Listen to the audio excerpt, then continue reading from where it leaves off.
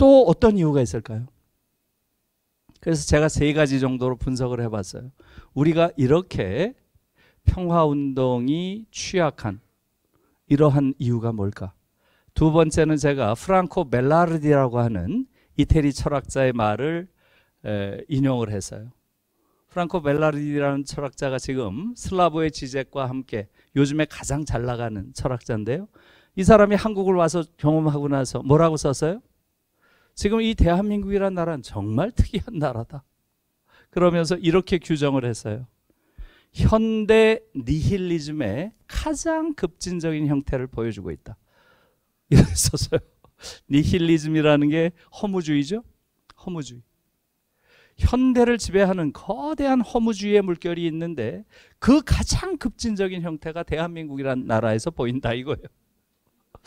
그러면서 이 사람은 주로 자살률 가지고 그 근거를 삼고 있어요. 자살률. 어쩌면 지금 우리가 이렇게 위기 앞에서 아무런 반응을 하지 않는 건 아휴 어차피 이 삶이라는 게 이게 무슨 별것도 없고 이 삶이 아무런 의미도 없는 삶인데 라고 하는 자포자기적 허무주의. 이것이 한국인들 내면의 집단무의식 속에 있는 게 아닌가? 이런 생각도 저는 해봤어요. 그것도 어느 정도 있는 것 같아요. 그리고 3번째는 이건 뭐 분명한 것 같은데요. 이것은 한국에서 평화를 외치는 사람은 어느 순간부터 용공, 종북 이런 식으로 막 몰아대니까 어느 순간부터 평화란 말이 사라졌어요. 이것이 정말 위험한 거예요. 그래서 여러분 지금 이 평화의 위기 이 부분에 대한 새로운 생각이 필요하고요. 그래서 이것을 넘어서기 위해서는 남북 간에 정말로 대타협을 해야 됩니다. 지금 북은 절대 핵을 포기하지 않습니다. 이제 핵 없는 한반도 끝났어요. 왜 그래요? 우크라이나가 얼마 전에 김정은이 그걸 공개적으로 말도 했죠? 그래요 안 그래요? 우리는 핵에 대한 핵무장 이걸 절대 철회하지 않는다. 그걸 선언해버렸어요. 그거 왜 그렇게 했어요? 우크라이나죠. 우크라이나의 사례는 김정은에게 이제는 핵을 포기한다는 것이 자신의 모든 것을 잃는다는 그러한 것을 의미한다는 걸 확실하게 깨닫는 계기가 된 거예요. 우크라이나는 어떤 나라인가요? 우크라이나는 전 세계에서 3번째 핵 보유국이에요. 핵을 가장 많이 가지고 있는 3번째 국가였어요. 미국, 소련, 우크라이나.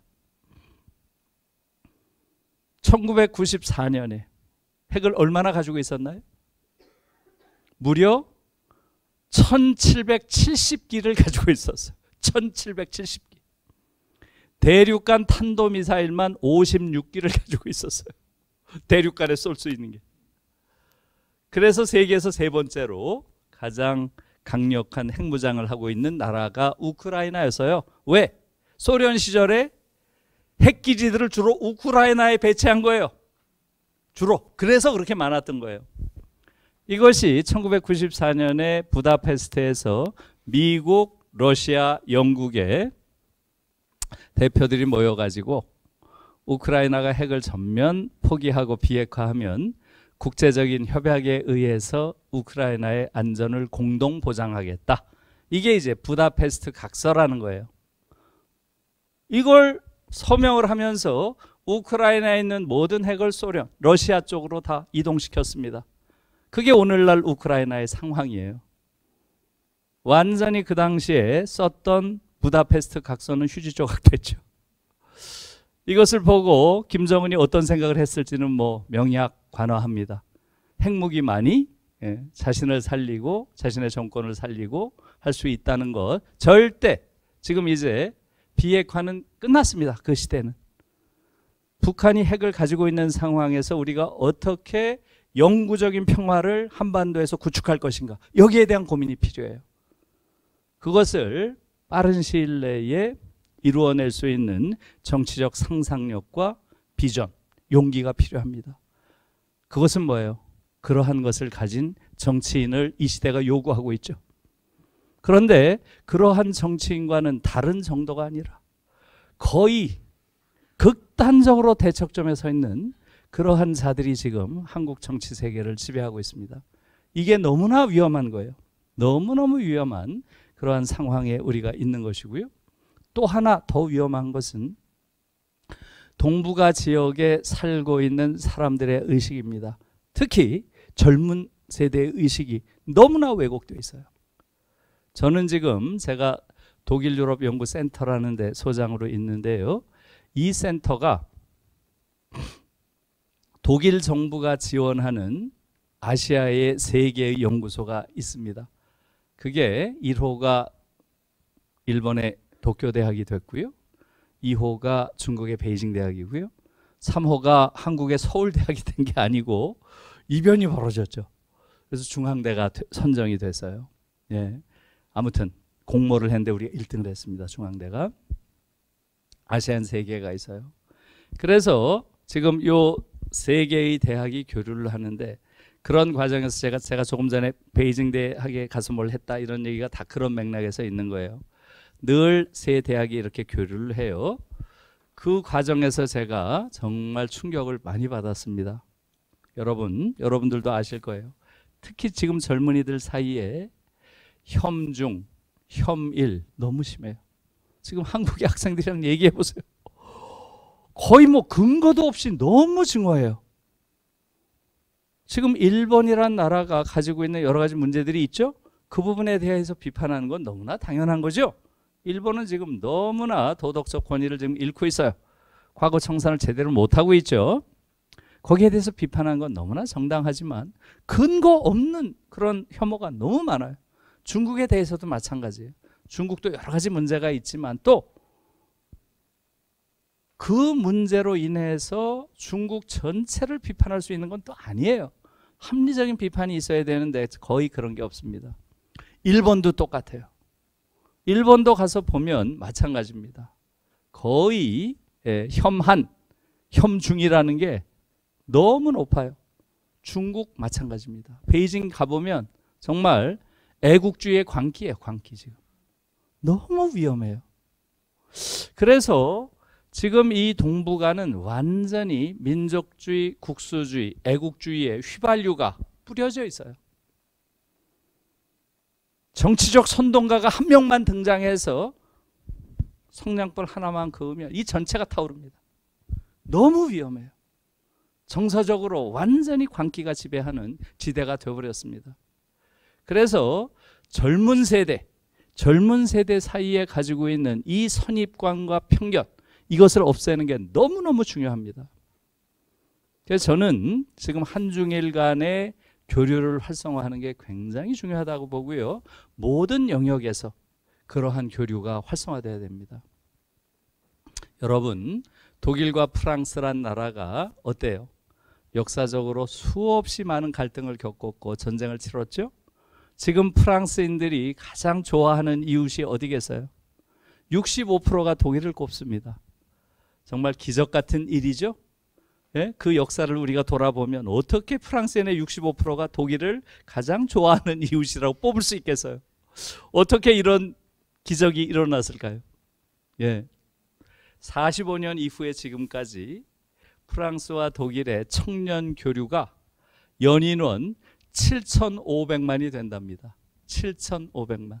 그러니까 초등학교 때부터 중학교 때, 고등학교 때 다 학생들 교환학생으로 서로 왔다 갔다 하고 여기 있던 애들이 프랑스 가고 프랑스 애들이 독일로 오고 방학 때 같이 지내고 이게 7,500만이래요. 그러다 보니까 친해진 거예요. 만나게 하면 돼요. 만나게 하면 이런 선입관이 다 없어집니다. 제가 이 경험을 해서요. 한번 제가 제안을 해가지고 베이징대 대학생, 대학원생 12명 또 우리 대학원생 12명 해서 유럽에서 유럽 통합과 관련된 세미나를 2주 동안 같이 했습니다. 제가 그때 가보고 그걸 느꼈어요. 그 이전에는 그렇게 혐중 이런 게 심한 아이들이 한 이틀 지나니까 그때부터 이제 서로 가까워지기 시작해요. 그리고 2주 끝나고 서로 헤어질 때가 되니까 이건 뭐 완전히 이상가족 상봉 그 분위기예요. 서로 부둥켜 안고 울고 아이고 베이징에서 만나자 서울에서 만나자 제일 친한 친구가 돼서요. 그런 거예요. 그런 거. 서로 자꾸 알고 이해하면 증오를 할 이유가 없어요. 그 당시에 우리 아이들이 가장 놀란 게 뭐냐면 이런 거예요. 베이징대 아이들이 12명이 있었는데 그 중에 4명은 공산당원이에요. 4명. 그리고 4명은 아주 묘하게도 엄청나게 강한 시진핑 비판자예요. 시진핑이 중국이라는 나라를 완전히 망치고 있다. 저자가 저러한 독재를 통해서 우리가 힘겹게 이룬 중국 민주주의의 숨통을 조이고 있다. 대학에서 온갖 검열을 다 한다. 교재까지 검열한다. 막 이런 거예요. 깜짝 놀랐어요, 저도. 와, 이렇게 세게 비판하는 아이들이 중국에도 있구나. 에? 저도 놀랐어요. 우리 아이들도 놀랬죠. 중국 아이들도 다양한 아이들이 있구나. 저렇게 엄청 비판적인 애들도 있고 공산당원도 있고. 나머지 넷은 대체로 중립이었어요. 공산당원도 마찬가지죠. 걔들 공산당원 왜 됐겠어요? 공산당원이 무슨 대단한 거예요? 공산당원을 하면 어때요? 장학금 받는데 조금 유리하고 뭐 이런 거 있겠죠. 뻔한 거 아니에요? 사람 사는 세상이. 걔들도 전혀 이상한 아이들이 아닌 거죠. 얘기를 해보니까 어때요? 하루 이틀 얘기해보니까 BTS 광팬들이고 한국 드라마 보고 너무 재밌어하고 눈물 흘렸다 그러고 한 시간만 얘기해보면 너무나 친해지는 거예요. 다 그런 거죠. 말하자면 그러한 류의 그런 애국주의 광기, 민족주의 광기라고 하는 것은 사실은 만나서 서로 이야기하고 대화하는 과정에서 그게 얼마나 잘못된 정치 선동의 결과인지를 아는 거죠. 이게 정말 중요한 거예요. 그래서 많은 아이들을 서로 교류시키는 것, 전 그게 중요하다고 보고요. 저도 지금 그런 노력을 좀 하고 있습니다. 한중일 젊은이들이 최대한 교류할 수 있는 기회를 많이 갖는 것, 이걸 어떻게 할 것인지 이런 고민을 하고 있습니다. 그래서 국제정치적인 파국 부분, 전쟁이 있어서는 절대 안 된다라고 하는 것 어떻게 해야 되겠어요? 한반도에 영구 평화 체제를 빨리 건설해야 돼요. 이것은 지금 한국의 지도자와 중국의 북의 지도자, 이들이 그야말로 민족적 이성, 저는 이걸 민족 이성이라고 불러요. 민족 감정이 아니라 민족 이성, 이것을 회복해야 된다. 그래서 영구 평화 체제의 구축에 노력해야 된다는 것이고요. 또 이걸 발판으로 해서 동북아 평화 공동체를 만들어야 돼요. 그렇지 않으면 동북아 자체가 대단히 위험한 시대가 된다 하는 말씀을 드리고요. 아이고, 2개까지밖에 못했네. 세 번째, 사회적 파국 조금 이야기하고 이제 살살 정리를 할게요. 여러분, 아까 말씀드린 것처럼 대한민국은 특히 외국에서 나가서 보면 우리가 이런 위대한 나라로 평가받는구나, 그런 느낌을 많이 가져요. 정말로 한국의 민주주의, 정말로 특히 제가 이제 그 만나게 되는 학자들, 외국의 학자들은 특히 한국의 민주주의에 대해서 팬들이 많아요. 한국 팬들이 한국의 민주주의 정말 아시아 최고의 그런 민주주의다 이렇게 하고요. 또 우리의 경제 성장, 이것도 너무나 놀라운 겁니다. 너무 놀라운 거예요. 저는 요번에 가서 정말 놀랐어요. 한국이 정말 선진국이 됐구나, 물질적인 측면에서 하는 걸 느꼈습니다.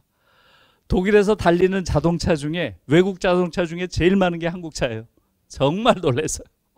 현대 기아차가 그렇게 잘 팔려요. 독일은 완전히 자동차의 나라잖아요. 예? 뭐 벤츠, BMW, 폭스바겐, 포르쉐, 아우디 다 독일 차들 아니에요? 그런 나라에서 한국 차들이 그렇게 많이 달려요. 정말 놀랐습니다. 가전제품 가장 비싼 게 한국 거예요. 요번에 가서 놀랐어요. TV는 LG께 가장 좋고요. 그 다음에 삼성이에요. 그 다음에 독일 제품들이에요. 최상품이 한국 거예요. 미국, 일본 건 아예 없어요. 지금 독일 백화점에. 정말 충격받았어요. 핸드폰은 제일 좋은 게 아이폰이랑 삼성폰이죠. 그 다음이 독일 거예요. 그래서 지금 가장 좋은 게 한국 것들이고요. 그래서 경제적으로 우리가 얼마나 성장을 했는지 그걸 아주 체감을 했습니다. 여러분, 지금 우리가 이룬 이러한 물질적인 성장, 이건 기적 같은 것이고요. 그런데 우리의 문제는 뭐예요? 거기에 걸맞은 정신적 성숙을 이루었느냐 하는 거죠. 우리가 지금 그것을 거의 이루지 못하고 있어요. 또 마찬가지예요. 정치에 있어서 우리가 이룩한 민주주의, 이것은 정말 전 세계가 경탄하는 민주주의예요. 한국은 정말 대단한 나라다. 그 정도가 어느 정도인 줄 아세요? 지금 독일에서도 가장 권위 있는, 또 가장 지식인들이 많이 읽는 그러한 신문이 디 짜이트라고 하는 신문이에요. 디 짜이트. 이 신문에 2016년 12월에 이런 칼럼이 실렸어요. 이제 미국과 유럽은 한국에서 민주주의를 배워야 한다. 이런 칼럼이 실렸어요. 여러분 믿어지세요? 예? 믿어지세요? 저는 그 칼럼을 읽는 내내 울었어요. 읽는 내내 계속 눈물이 나오는 거예요. 저는 대학 다닐 때 육군 소장의 나라에서 살았어요. 제가 대학에 들어갔을 때 육군 소장 박정희가 대통령이었고요. 18년째 대통령하고 있었어요. 조금 지나니까 육군 소장 출신의 전두환이 대통령이 됐고요. 조금 지나니까 육군 소장 출신의 노태우가 또 대통령이 됐어요. 그런 나라에 살았어요. 우리가 제일 부러워한 게 어디예요? 우리는 언제 미국이나 유럽처럼 내 손으로 대통령도 뽑고 민주적인 이러한 선거를 해보나, 이걸 부러워했죠. 그런데 살아생전에 그런 칼럼을 읽으리라고 예상이나 했겠어요? 미국과 유럽이 한국에서 민주주의를 배워야 한다. 예, 그 정도로 한국 민주주의, 특히 그 당시에 촛불혁명이 가져온 감동은 전 세계적 감동이었어요. 2016년에 세계 민주주의가 위기에 처했다. 근대 민주주의의 종언, 이런 말들이 나오던 때예요. 왜 그렇겠어요? 미국에선 트럼프라고 하는 정말 의외 거의 대다수의 정신의학자들이 정신병자다 이렇게 부르는 자가 지금 대통령이 되고, 유럽에서는 어때요? 유럽에서는 극우주의자들이 막 활개를 치는 이러한 상황이 돼서, 아, 이제 근대 민주주의는 끝났나 보다, 수명을 다했나 보다, 이런 비관론이 지배할 때 어땠어요? 유라시아 대륙의 가장 동쪽 끝에 있는 한반도에서 토요일만 되면 사람들이 막 50만 명, 100만 명씩 모이는데 한 손엔 탁 촛불을 들고, 촛불을 들었다는 얘기는 뭐예요? 짱돌을 안 들었다. 그죠? 촛불을 들고 짱돌을 들기 힘들어요. 평화적으로. 예, 국정을 농단한 대통령에 대해서 비판을 하고, 국민의 대표기관인 의회가 이것을 법적으로 탄핵하고, 사법기관인 헌법재판소에서 이것을 받아들이는, 인용을 하는 이 일련의 과정은 그야말로 죽어간다고 하는 민주주의의 정석을 보여준 거죠. 그러니까 전 세계 사람들이 민주주의가 부활하는 모습을 본 거예요, 한국에서. 그래서 감동을 받은 거예요. 그래서 좀 전에 그런 칼럼까지 실린 겁니다. 그래서 이 민주주의도 세계적으로 굉장한 감동을 준 거예요. 우리만 모르고 있었죠, 그런 걸. 우린 모르고 있는 거예요, 그 정작. 그런데 이러한 우리 정치 발전, 민주주의라고 하는 정치 발전에도 불구하고 한국은 사회적 진보가 거의 없었어요. 어떻게 이 정도의 민주주의를 했는데 우리 사회는 전혀 진보되지 않았어요. 뭐가 진보됐나요? 진보는커녕 더 나빠졌어요. 이게 지금 한국 사회의 비밀이에요. 사람들이 사는 게 더 힘들어졌어요. 그러니까 제 식으로 말하면 이겁니다. 지금 한국은 사회적 유토피아를 건설할 모든 조건을 갖추고 있어요. 제도적인 조건, 민주주의, 또 물적 조건, 경제성장 다 이루고 있죠. 이것을 민주적인 방식으로 여기 살고 있는 5,200만 개인들 모두가 존엄한 존재로 행복하게 살 수 있는 물적, 제도적 조건을 다 가지고 있어요, 우리는. 그런데 정작 여기서 살고 있는 사람들은 너무나 불행하게 살고 있는 거죠. 어떻게 살고 있나요? 전 세계에서 자살률 1등이에요. 이건 뭐 너무 유명해서 이제 식상하죠? 18년째 1위예요. 2018년 한 해만 2등 했어요. 리투아니아. 발틱에 있는 인구 100만 명밖에 안 되는 조그만 나라예요. 이 나라는 사회체제 자체가 붕괴됐어요. 이때 엄청나게 많은 자살자가 발생합니다. 그 한 해만 리투아니아가 우리의 1등 자리를 빼앗아 갔어요. 그 다음 해에 또 1등이에요. 작년에 또 1등이잖아요. 이 사태를 어떻게 볼 거예요? 전 세계에서 가장 불평등한 나라예요. 이렇게 불평등한 나라가 없어요. 이 이야기는 제가 올해 1월 2일 날 KBS에서 하는 쌤과 함께 그 프로에서 자세히 다뤘어요. 지금 시간이 없으니까 그걸 한번 보세요. 들어가서 김누리 쌤과 함께 하면 나와요. 전 세계에서 가장 불평등한 나라입니다. 지금 전 세계에서 가장 많은 노동자들이 일하다 죽는 나라예요. 산업재해 사망률 계속 1위입니다. 이건 23년간 1위예요. 23년간. 아세요? 3번 2등 했어요. 중간에 3번. 요 3번 2등한 거 빼고는 계속 1등이에요. 어처구니가 없는 겁니다. 2000년부터 2020년까지 20년 동안 얼마나 죽었는지 아세요? 노동자들이? 4만 6천 명이 죽었어요. 4만 6천 명. 믿어지세요? 1년간 평균 2200명 이상이 죽어갑니다.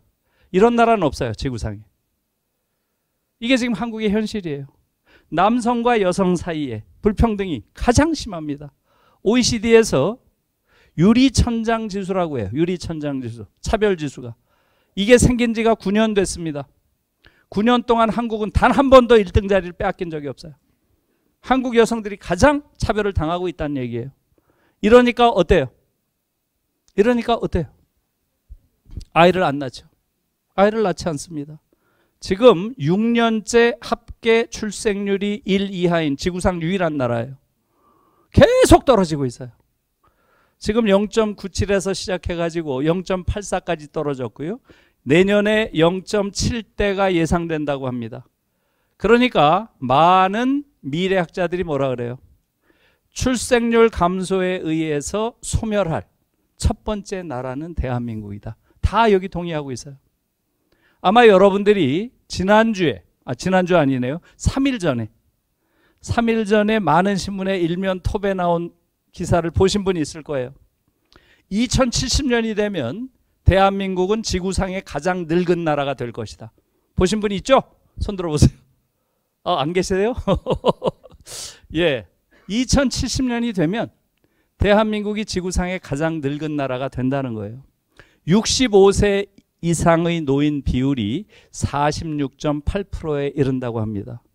그래서 노인을 부양할 인구, 소위 부양인구가 46.2%가 돼서 지구상에서 처음으로 피부양인구가 부양인구를 넘어서는 최초의 나라가 될 거라고 합니다. 아이를 안 낳기 때문에.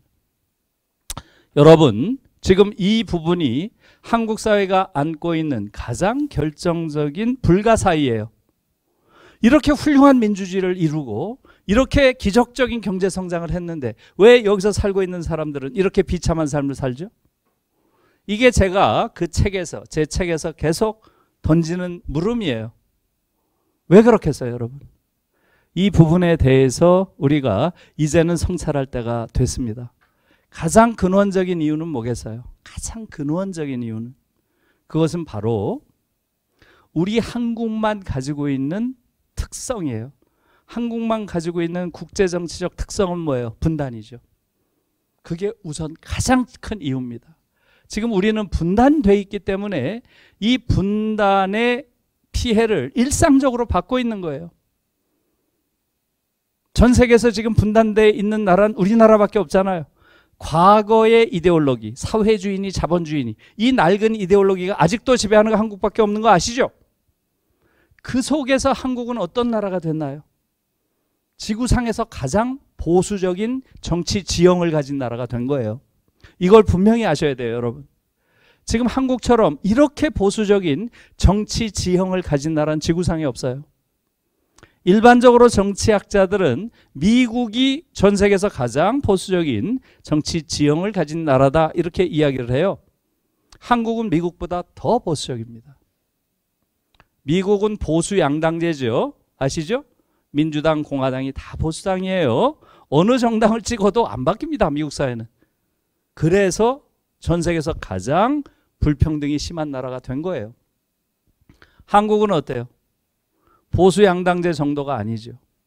한국은 수구 보수 양당제예요. 수구 보수 양당제예요. 예? 보수 중에서도 한쪽은 완전 수구 보수고요. 한쪽은 자유주의적 보수예요. 이 두 개의 보수가 70년 동안 정권을 교체해오는 과정에서 어떠한 진보적 정책도 이루어진 적이 없어요. 그러니 한국은 70년 내내 불평등이 쌓이고 쌓이고 쌓여서 지금은 미국을 능가하는 세계 최고의 불평등 국가가 된 거예요. 이걸 분명히 아셔야 돼요. 국민들이 이걸 잘 몰라요. 그래서 이러한 부분들에 대한 성찰이 필요하고요. 마지막으로 교육의 파고. 이건 너무나 가슴이 아픈 일이죠. 한국인들의 인성구조가 다 파괴되어 있어요.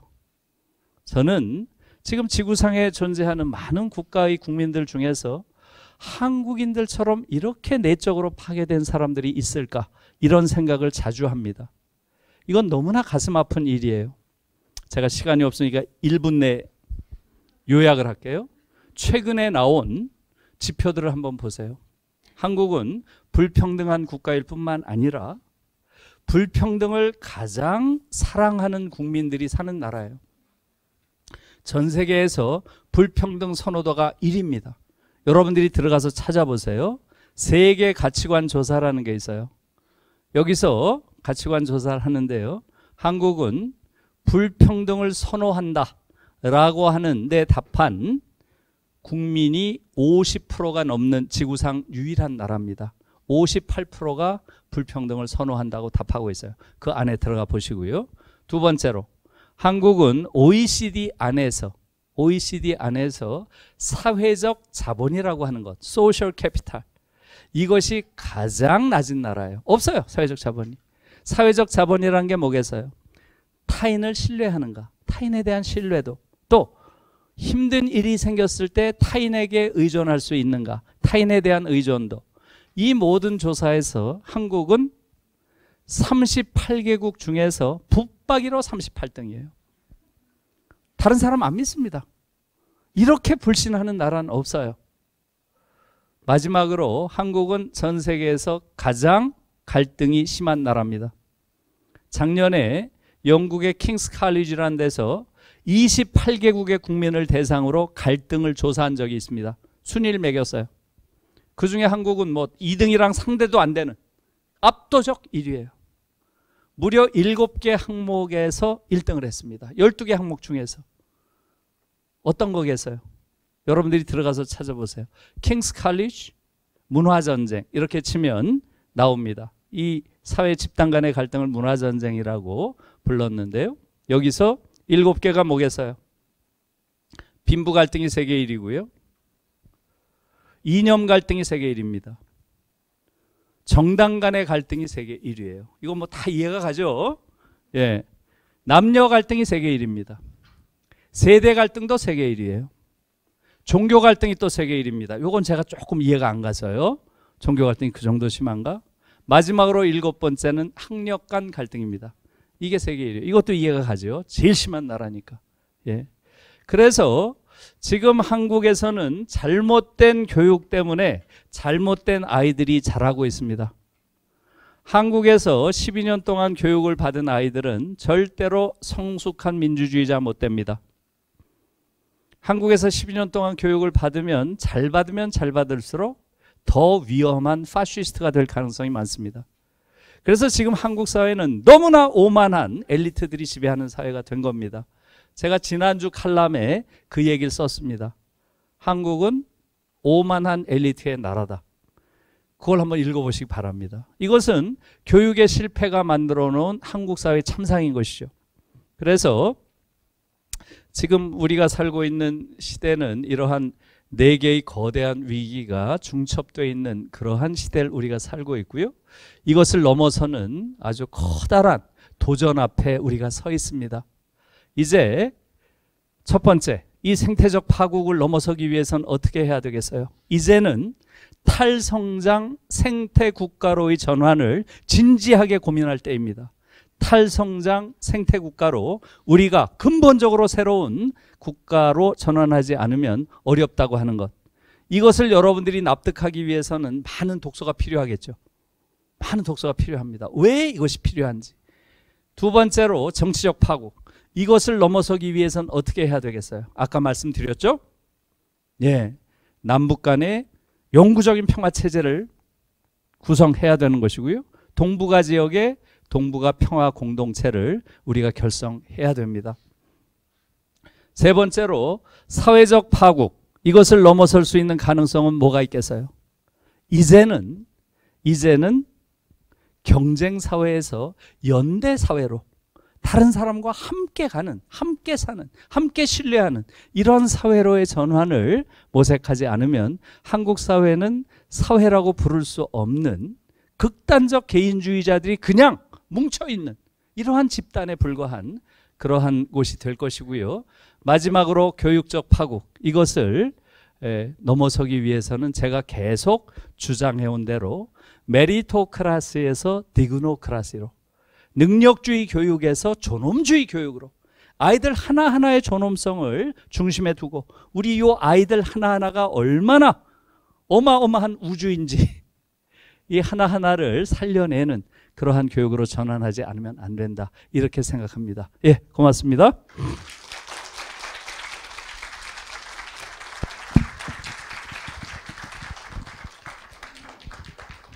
혹시 강연을 들으면서 교수님께 질의응답이 있으신 분들께서는 손 들어주시면 마이크 전달해드리겠습니다.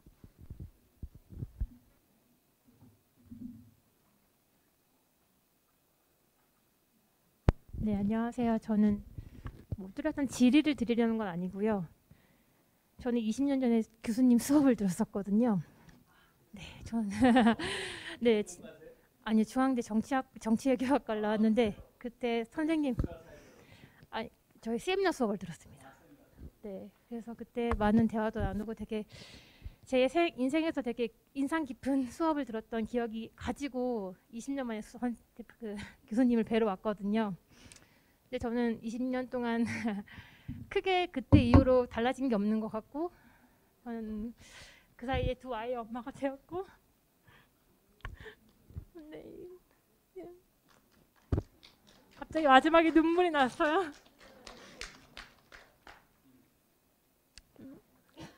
선생님께서 말씀하신 위기 세 가지, 첫 번째, 두 번째, 세 번째는 제가 감히 어떻게 해야 될지 잘 모르겠고 아이를 키우고 있으니까 교육적인 문제를 고민하게 되더라고요. 그래서 아까 처음에 얘기하실 때 아이를 불복종을 위한 아이를 키워라고 하셨는데 요즘에 아이를 보면 저에게 반항하거나 복종하지 않을 때 되게 많은 화를 내고 있더라고요.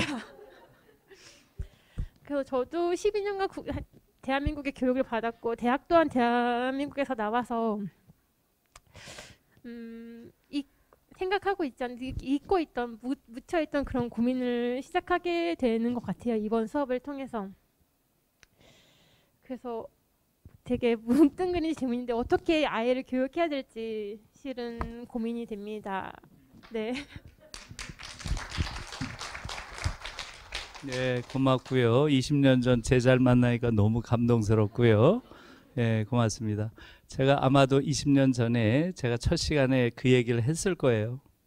절대로 내 말을 믿지 마라.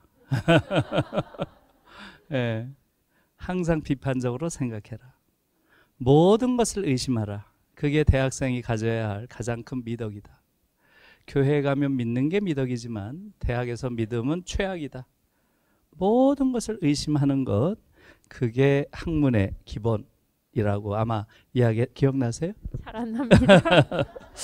예, 그래서 저희 학생들 경우는 일반적으로 하여간 이런 비판 의식을 많이 가져야 된다고 가르치고 있고요. 우리 아이들을 어떻게 키워야 될지 너무나 지금 힘든 상황이고요. 지금 한국 사회 교육에 길들여선 저는 안 된다고 봅니다. 오늘날, 긴 얘기지만 오늘날 독일이란 나라를 만든 것은 바로 교육입니다. 여러분 아시겠지만 독일은 20세기에 가장 끔찍한 재앙을 불러일으킨 나라인 거 다 아시죠? 1차 세계대전, 2차 세계대전, 또 유태인 학살, 홀로코스트. 학살도 그냥 했나요? 가스실에 집어넣고 공장식으로 인간을 죽이는 이런 만행을 저지른 나라가 어디예요? 독일 아닌가요? 제일 끔찍한 일을 저지른 게 독일이에요. 그런데 오늘날 지금 지구상에 살고 있는 그러한 시민들 중에서 가장 성숙한 시민이 어딘가요? 이건 말할 것도 없어요. 독일이에요. 정말 놀라운 나라가 됐어요. 독일이. 시리아 난민을 117만 명을 받았어요. 117만. 오늘 아침에 신문 보니까 지난 2월부터 9월까지 우크라이나 난민을 100만 명을 받았더라고요. 100만 명. 6개월 동안. 그리고 지금 베를린에 가면 난민들이 탄 기차가 오잖아요. 그러면 내리는 난민보다 우리 집에 가자라고 난민들 피켓 든 사람이 더 많대요. 세상에 어떻게 이런 나라가 됐겠어요. 이건 기적이에요. 여러분들이 아는 과거의 그 끔찍한 독일과 오늘날 저런 독일인들이 사는 저 독일은 도저히 우리가 연결이 안 되잖아요. 이게 어떻게 가능했겠어요? 교육이에요. 그리고 그 교육의 핵심은 이거였어요. 비판 교육, 불복종을 위한 교육, 저항권 교육, 반권위주의 교육. 이 네 가지 교육이 오늘날 독일 아이들을 만든 겁니다. 모든 것에 대해서 스스로 비판적으로 사유할 수 있는 능력을 가진 자율적 인간을 길러야 된다는 거예요. 한국 교육은 정반대죠. 완전히 다 노예들이에요. 노예들. 학교에서부터. 교사들이 점수 가지고 아이들을 통제합니다. 너는 몇 점, 감점이 몇 점, 어쩌고 저쩌고. 하루 종일 아이들이 눈치 봐요. 이런 아이들이 어떻게 성숙한 인간이 되겠어요? 노예가 되지. 완전히 노예적으로 아이들이 길러지고 있어요, 지금. 저도 지금 수업을 하면서 너무 힘들어요, 아이들한테. 에? 저는 아이들 출결 이런 거 안 합니다. 안 한다고 여러 번 얘기를 해도 뭐 진단서 같은 걸 자꾸 끊어와요. 나는 거기 관심 없다는데도 계속 진단서를 끊어와서 지난번 수업 시간에 제가 이것 때문에 못 왔어요. 저는 오고 안 오는데 관심이 없어요. 아니 자유인이 자기가 안 올 수도 있는 거죠. 그래서 제가 첫 시간에 늘 그 얘기를 해요. 내가 제일 무서워하는 학생은 16주 동안 항상 내 앞에 와서 앉아가지고 나를 쳐다보는 학생을 보면 나는 겁이 난다. 아니 저 아이의 인생은 얼마나 변화가 없으면 아니 중간에 밤에 어떤 너무나 감동적인 책을 만나가지고 밤새 읽느라고 당연히 학교에 못 갈 수 있는 거고 지하철을 타고 가다가 너무나 운명적인 여인을 만나가지고 학교에 못 올 수 있는 거고 당연히 그게 인간의 삶인데 어떻게 16주 내내 와가지고 날 쳐다보고 있어요? 제일 무서워요. 그렇게 얘기를 해도 출교를 인정해달라고 뭘 들고 와요. 아무튼 그걸 보면서 제가 너무 가슴이 아파요. 이 아이들이 얼마나 저런 방식으로 훈육이 됐으면 삶에 대해서 저렇게 두려움을 가지고 한 수 삐끗하면 나락으로 떨어진다는 공포감을 가지고 있어요. 아이들이. 그래서 시험 한 번 보면 너무나 많은 아이들이 점수를 높여주세요. 플러스 달아주세요. 계속 그런 걸 달아요. 야, 아이들이 어떻게 이렇게 비루해졌을까? 이런 생각을 합니다. 그래서 지금 우리 교육은 그것과 너무나 거리가 멀고요. 저항권 교육. 잘못된 것을 보면 반드시 저항해야 된다고 가르칩니다. 반권위주의 교육. 권위주의 교육이 한국은 지금 너무나 강하고요. 이러한 것들이 지금 앞으로 이제 바뀌어야 된다는 거죠. 예. 그게 답이 됐는지 모르겠네요.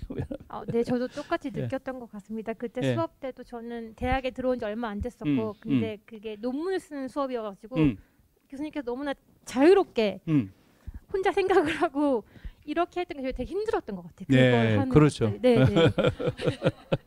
예, 감사합니다. 그렇죠. 예, 고맙습니다. 네. 예.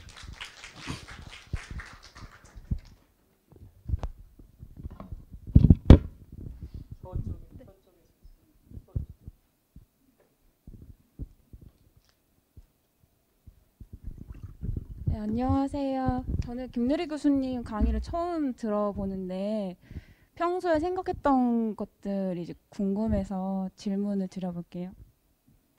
저는 요즘에 어떤 생각을 하냐면 이 허무주의하고 능력주의에 대해서 생각을 가끔 하거든요. 얘기 들어보면서 저는 이제 커뮤니티 같은 것들을 보면 성차별적인 요소 또 무차별적으로 비합리적으로 중국을 이제 혐오하면서 어떠한 얘기에 대해서 얘기가 나오면 조선족이지 이런 말을 하는 경우를 종종 봐요.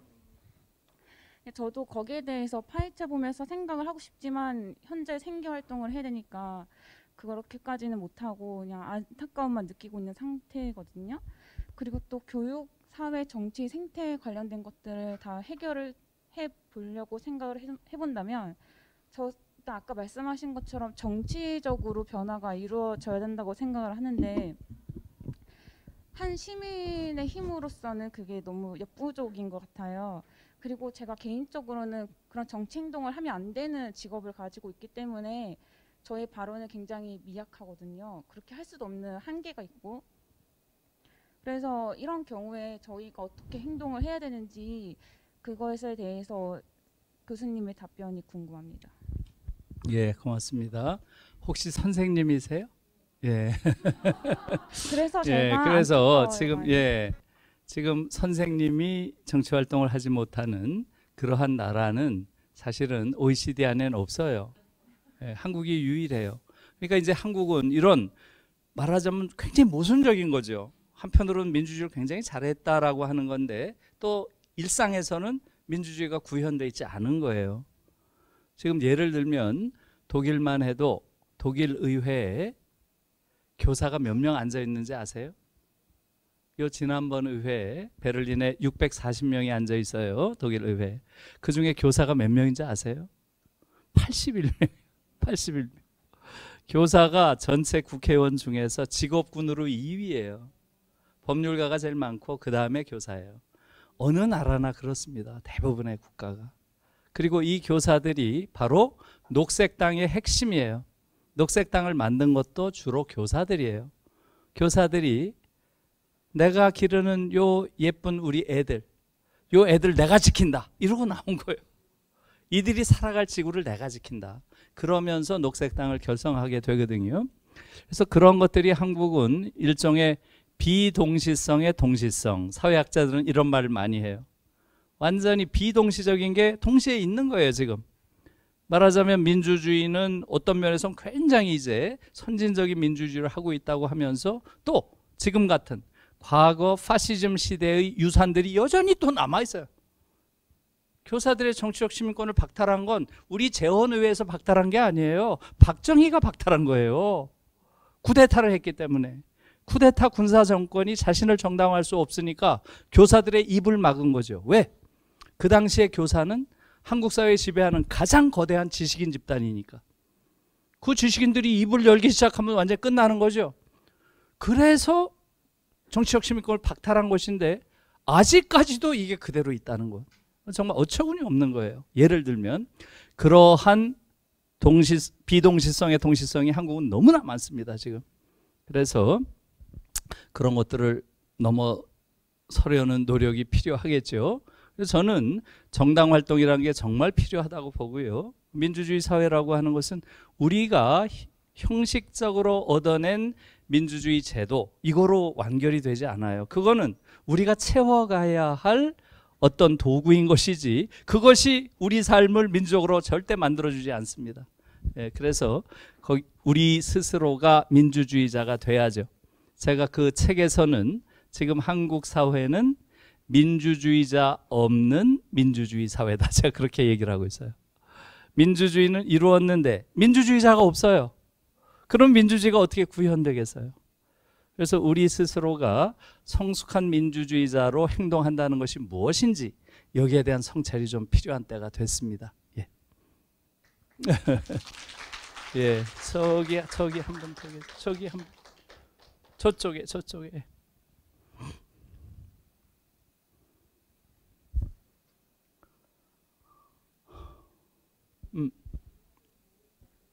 예. 네, 그 문제점들에 대해서 많이 말씀하셨는데요.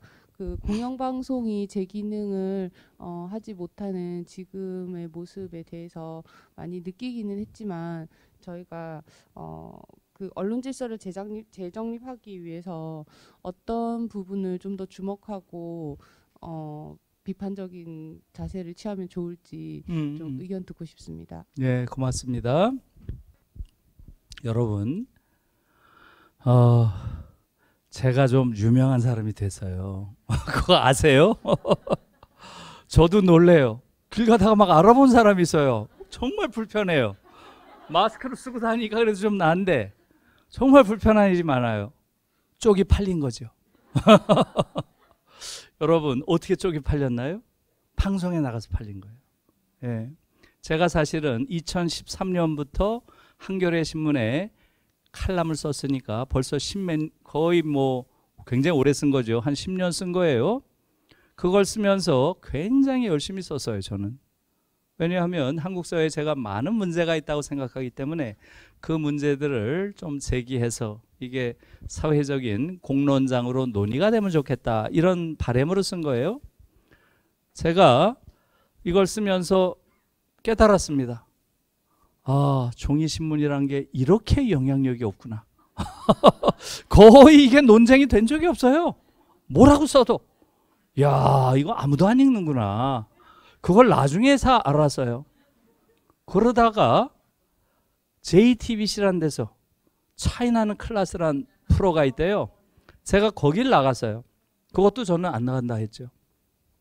그게 삼성이 하는 걸 거 아니에요. 거기 내가 왜 나가요? 네?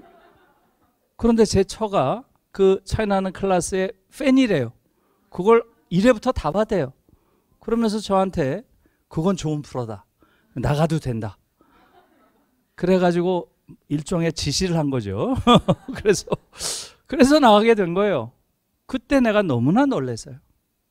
한 번 나가서 딱 강연이 끝나고 나서 무슨 네이버 뭐 검색, 류현진 다음에 제가 또 1등을 했나 봐요. 네, 그래가지고 뭐 검색어 1위가 됐다. 알지도 못하는 초등학교 동창들이 막 전화를 해오고 정말 웃기더라고요. 네? 그래서 제가 그때 확실하게 깨달았어요. 확실하게. 내가 이제는 사회를 변혁시키려는 싸움을 안 해야 되겠다. 이건 싸움을 해봐야 지는 싸움이다. 이렇게 생각했어요. 이건 싸움이 아예 안 되는 싸움이에요. 보니까. 여러분 생각해 보세요. 제가 1시간 나가서 그렇게 많은 사람들이 반응을 하는 걸 봤는데, 저들은, 한국 사회를 지배하는 저들은 이러한 매체를 24시간 365일 지들 멋대로 다 장악하고 있어요. 자기 입맛대로 야 너 몇 시간 해 어쩌고 저쩌고 다 할 수 있잖아요. 그들을 우리가 어떻게 이겨요? 그 기득권들을. 이거는 싸움이 안 되는 싸움이에요. 아예. 지금 특히 한국 사회를 지배하는 이 자본, 이들은 무서운 세력이에요. 자기를 비판하는 목소리도 팔리면 팔아먹어요. 저도 그런 케이스라고 봐요. 그들이 저에게 그걸 하고 나서 이게 잘 되니까 또 해달라 그러고 또 해달라 그러고, 그래서 3번을 했어요. 지금 JTBC 같은 경우는 손석기라는 사람이 있었잖아요. 그 사람이 조금 비판적인 포즈를 취하고 있죠. 그게 팔리잖아요. 계속 허용하는 거죠. 이게 자본주의예요. 자본주의는 무섭습니다. 자기를 비판하는 것도 상품이 되면 팔아먹는 거예요. 저는 그런 생각을 하고 있습니다.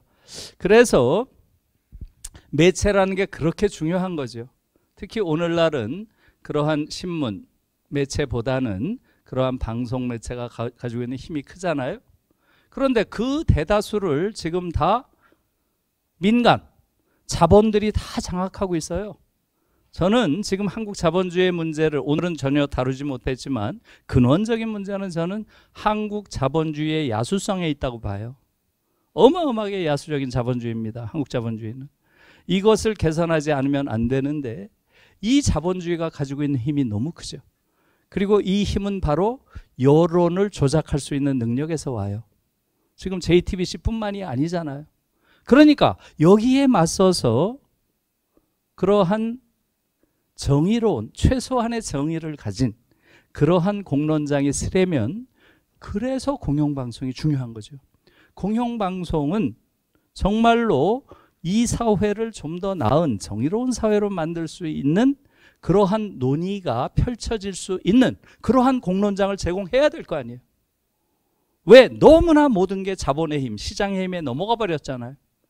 그런데 KBS, MBC가 보이는 행태가 너무나 괘씸해서 제가 적이라고까지 한 거예요. 화가 나서.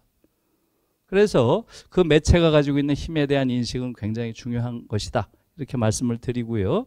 그런 맥락에서 아주 좋은 질문이었다고 생각합니다. 예, 답이 제대로 됐는지 모르겠네요. 두 분. 예.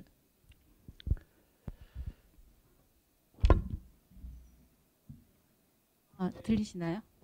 네. 교수님 강의 잘 들었고요. 저는 이 하늘색 책 읽고 너무 잘 읽고 지금 노란 책도 읽고 있는데 교수님이 노란 책이라 그러셔서 저도 노란 책이라고 말씀을 드렸습니다. 어쨌든 그랬는데 강의를 듣고 저기 거대 위기의 시대 보면서 여기 앞에서 울컥하신 엄마처럼 저도 엄마기 때문에 굉장히 크게 다가오거든요. 근데 교수님께서 말씀하셨던 이런 문제들에 대한 그 해결책으로 말씀하시기도 하셨던 부분에서 저는 이거를 우리가 저같이 소심한 정말 숨어 있고 소심한 그런 사람들이 행동하기 위해서는 이렇게 연대가 필요하다고 생각을 해요. 교수님 말씀처럼. 근데 어떻게 보면 촛불 시위도 우리 어떻게 보면 성숙한 시민들의 연대라고도 보는데 그 코로나 팬데믹 이후에 연대라는 그게 정말 상황이 악화되고 점점 힘들어지고 있다고 저는 생각을 하거든요. 그래서 이런 그리고 또 이것도 말하면 될지 모르겠지만 시민 교육을 안 하겠다는 교육감이 당선도 되고 했었잖아요. 그래서 점점 더 이런 성숙한 시민 의식을 가진 자 아니면 성숙한 민주주의자들이 연대하기가 힘들어지는 상황인데 교수님께서는 이런 상황에서 이 연대를 하기 위해서 어떻게 해야 될지 한번 조언을 좀 주셨으면 합니다. 예, 예, 고맙습니다. 예, 요번까지. 예, 예. 좋습니다. 여기까지만. 예, 여기까지만 하고 이제 끝낼게요. 예, 예, 선생님. 예, 예, 예. 네, 감사합니다. 저는 간단히 말씀드릴게요. 독일 사회가 가지고 있는, 그러니까 지금 한국 사회에 대해서 말씀하신 것처럼 독일 사회가 가지고 있는 어떤 근본적인 문제가 좀 궁금합니다. 그리고 그거에 비견되는, 대칭적으로 비견되는 한국 사회가 가지고 있는 어떤 미덕이라고 할까요? 예, 이런 측면을 좀 하나만 말씀을 해주시면 감사하겠습니다. 고맙습니다. 예, 선생님 말씀 먼저 하고 그다음 말씀드릴게요. 예, 독일 사회, 제가 독일 사회에 대한 이야기를 많이 하는데요. 저 개인적으로는 제가 8년 정도 독일에서 생활을 했는데 그게 저로 봐서는 제 인생의 가장 큰 축복이었다고 봐요. 제가 독일에 가지 않았으면 지금과 같은 생각을 전혀 할 수가 없는 것이고요. 제가 이런 조금 새로운 대안적 생각을 할 수 있게 된 것은 전적으로 제가 독일에서 공부한 결과예요. 제가 잘나서가 아니에요. 한국에선 이런 목소리가 잘 안 들리죠. 왜 그렇겠어요? 대다수가 미국에서 공부해서 그래요. 미국에서 공부한 사람들은 이런 생각을 할 수가 없어요. 왜? 미국은 똑같아요, 한국이랑. 지금 미국과 한국은 완전 똑같은 사회고요. 독일은 완전히 다른 사회예요. 지금 한국이나 미국 같은 사회를 사회적 지옥이라고 부르거나 야만이라고 부르는 사회예요. 공적인 가치가 거의 없는 사회잖아요. 그냥 시장에서 모든 게 결판나고 사립대학이 87%인 나라가 어디 있어요? 독일은 95%가 다 국립대학이에요. 다 평준화되어 있고요. 모든 걸 경쟁시켜서 이기는 놈이 다 처먹어라. 이런 이게 정글이지 무슨 사회예요. 이게 미국과 한국 사회인 거예요. 그러니까 완전히 이건 다른 사회인 것이고요. 그래서 저는 독일 사회에 가서 저 개인적으로는 너무나 충격을 많이 받았어요. 세상에 어떻게 이런 사회가 가능한가? 아이들도 경쟁시키지 않고 학교에서도 등수도 없고 석차도 없고 대학 입학 시험도 없고 고등학교 졸업시험만 보면 다 원하는 대학, 원하는 학과를 갈 수 있게 다 열어놓고 그런데 대학 수준은 세계 최고고 89년에 89년에 그래서 그런 걸 보고서 야 어떻게 이런 세계가 있구나, 내가 지금까지 봤던 하늘은 정말 반쪽이었구나, 이런 생각을 많이 느꼈던 거고요. 독일에 가지 않았으면 전혀 이런 생각을 할 수가 없었던 거죠. 그래서 그런 부분이 있는데 지금 선생님 말씀대로 독일 사회가 어떻게 유토피아겠어요? 거기도 많은 문제가 있고요. 거기도 또 이상한 사람들도 있죠. 말하자면 난민을 100만 명 이상 받았지만 난민 받으면 안 돼. 당연히 그런 사람도 있죠. 그런 사람들이 지난번에 12% 얻었잖아요. 독일 사회도 그런 사람들이 있어요. 그러나 소수라는 거죠. 주류가 아니라는 거죠. 그래서 독일이 유토피아가 아니고 제가 독일을 규정한다면 독일은 상식적인 사회. 제가 보기엔 상식적인 사회예요. 상식적으로 최소한 인간이 어떠한 차이가 있다 그래도 그 차이는 요 정도 벌어져야지. 이게 무슨 우리처럼 무슨 어느 대학을 나왔다는 이유로 어마어마한 걸 너무나 과도하게 하고 이건 말이 안 되는 거죠. 우리 상식에도. 근데 독일은 비교적 상식적인 사회인 것이지 유토피아는 아니라고 말씀드릴 수 있고요. 근데 그 사회에서 문제가 없는 사회가 아니라 벌어지는 문제가 상식적인 수준에서 다 해결이 된다. 이렇게 말씀드릴 수 있을 것 같습니다. 그리고 선생님 그 말씀하신 걸 한마디로 요약해 주세요. 제가 까먹었어요. 예, 금방. 예. 아, 연대. 아, 예. 그러니까요. 예, 맞습니다. 예, 아주 예, 이해했습니다. 예, 지금 가장 중요한 것은 한국 사회는 연대라는 게 거의 없는, 연대란 가치가 없는 사회가 됐죠. 각자 도생, 승자 독식. 너무나 가슴 아픈 말이에요. 예. 이제는 이 사회를 더 이상 이런 방식으로 갈 수 없다는 건 이제 우리가 느끼고 있는 거고요. 그러기 위해서는 어떻게 해야 되겠어요? 결국은 교육이 바뀌어야 돼요. 아까 독일에서도 과거에 그 끔찍한 독일이 오늘날 이렇게 성숙한 독일이 된 것은 교육개혁을 통해서예요. 그리고 이 교육개혁의 핵심적인 슬로건이 뭔지 아세요? 경쟁교육은 야만이다요. 1970년에 교육개혁을 하는데 여기서 핵심적인 슬로건이 경쟁교육은 야만이다예요. 그래서 이때부터 70년부터 독일은 학교에 등수, 석차 이런 거 일체 없습니다. 학교 간의 경쟁 없습니다. 대학 입학 시험도 없습니다. 최대한 경쟁을 하지 않는 거예요. 그래서 오늘날 독일 사회를 저는 이렇게 불러요. 오늘날 독일 사회는 그 사회 자체가 거대한 교육학적 실험실이다. 실험실, 라보아. 여러분, 경쟁이 없는 그러한 학교를 상상할 수 있어요? 지금 1970년부터 경쟁을 안 시켰으니까 몇 년 됐어요? 50년. 50년 동안 경쟁을 안 시키면 어떤 인간이 될 것 같아요?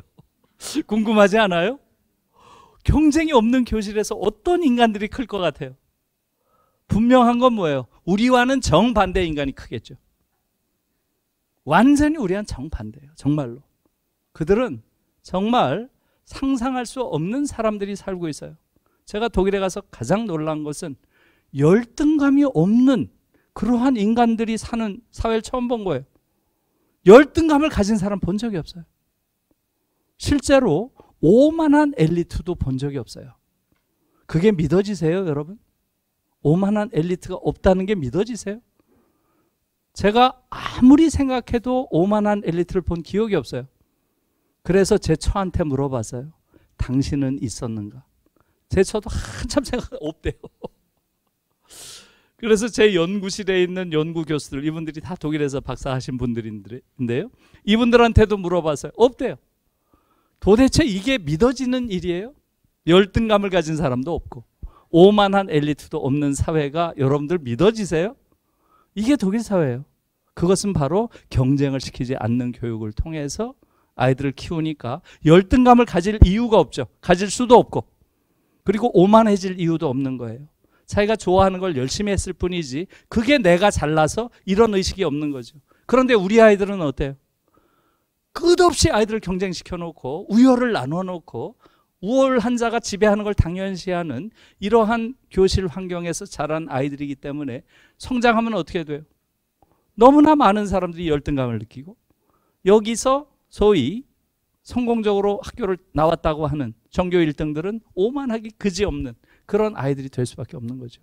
그래서 저는 그러한 연대의 정신을 갖기 위해서는 교육개혁이 아주 절박하다. 절박하다. 그리고 지금 한국의 교육은 이것은 뭐 적당히 고쳐서 빨아서 쓸 수 없다. 너무 더러워서 버려야 된다. 저는 근본적으로 새로운 교육을 해야 된다고 봐요.